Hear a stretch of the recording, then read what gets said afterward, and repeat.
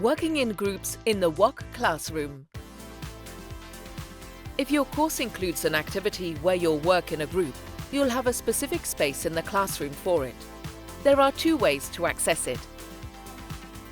From the Canvas page, click on Groups.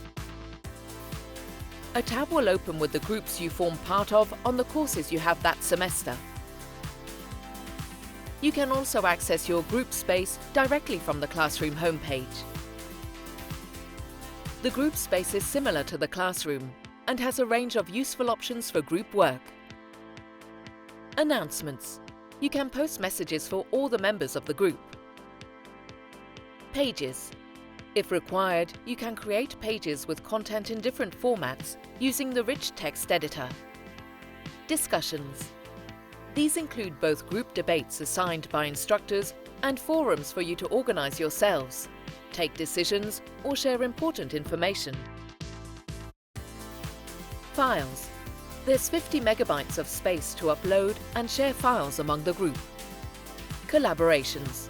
You can link to Google Drive documents to monitor activity without having to send a string of emails. Once the work is complete, if you're the member of the group responsible for submitting it, go to the Submitting Assignments section of Modules in the classroom. And remember, you can also get quick access to your group's discussions from Modules.